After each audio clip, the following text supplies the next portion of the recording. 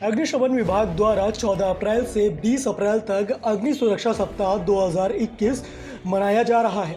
आज अग्निशमन विभाग के अधिकारी कर्मचारी अपनी दमकल गाड़ियों को लेकर पुलिस लाइन पहुंचे। वहां पहुंचने पर वरिष्ठ पुलिस अधीक्षक डॉक्टर गौरव ग्रोवर द्वारा अग्निशमन विभाग के वाहनों को हरी झंडी दिखाकर अग्नि सुरक्षा सप्ताह का शुभारंभ किया गया। अग्नि सुरक्षा सप्ताह के पहले दिन अग्निशमन विभाग द्वारा मथुरा शहर के प्रमुख चौराहों और स्थानों पर अग्निशमन गाड़ियों द्वारा रैली निकाली जा रही है, जो कि पुलिस लाइन से होते हुए होली गेट, गोविंद नगर थाना होते हुए भूतेश्वर तिराहा स्थित अग्निशमन विभाग के कार्यालय पर पहुंचकर समाप्त होगी।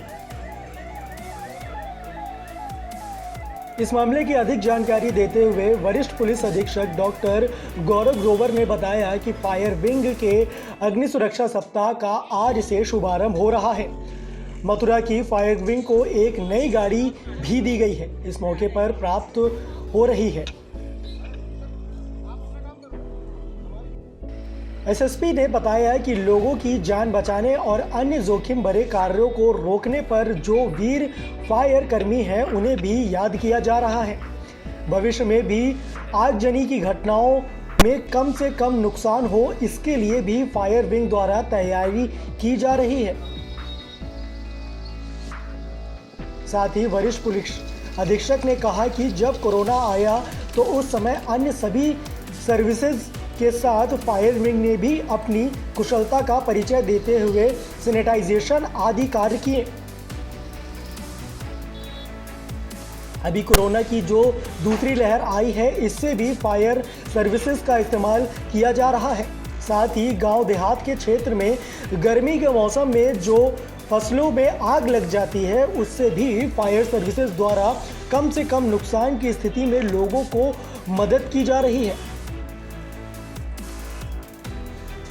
साथ ही शहर में बन रही बिल्डिंगों से लेकर एसएसपी ने कहा कि सभी को फायर सेफ बनाने के लिए ध्यान दिया जा रहा है, ताकि इससे होने वाले बड़े नुकसानों से बचा जा सके, लोगों को जान माल की सुरक्षा की जा सके। क्योंकि इमारतों में सुरक्षा होने के साथ साथ उनका फायर सेफ भी होना बहुत ज़रूरी है, क्योंकि इसमें बहुत ज़्यादा जान माल का नुकसान होता है। से फायर सर्विस वीक का जो शुभारंभ हो रहा है, उसी के क्रम में आज एक कार्यक्रम आयोजित किया गया है। जनपद मथुरा को एक नई फायर सर्विस की गाड़ी भी हम लोगों को प्राप्त हुई है। विशेष रूप से जो हमारे वीर फायर सर्विस कर्मी हैं, जिन्होंने कर्तव्य पथ पर लोगों की जान बचाने के क्रम में अपने जीवन का बलिदान दिया है, उनको भी याद किया जा रहा है। और आगे कैसे बड़ी बड़ी फायर की घटनाओं को, या अगर ऐसी घटनाएं होती हैं तो उसमें कम से कम नुकसान हो, उसको कैसे सुनिश्चित किया जाए, उसके लिए भी संकल्प और चर्चा की जा रही है। जैसे कि आपको अवगत है कि जैसे जैसे कोविड जब प्रारंभ हुआ था, तो जो सैनिटाइजेशन का कार्य था, नगर निगम और एजेंसियों के साथ साथ फायर सर्विस भी उसमें बहुत एक्टिवली इन्वॉल्व हुआ था। हर कोने कोने पर जाकर फायर सर्विस के द्वारा भी सैनिटाइजेशन का काम किया गया था।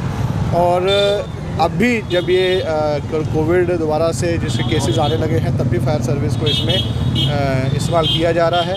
और क्योंकि इस समय गर्मी बढ़ रही है, तो जो हमारे गांव देहात में जो फसल है, उसके जो आग की घटनाएं भी प्रकाश में आती हैं, इन सभी घटनाओं को कि या तो इनको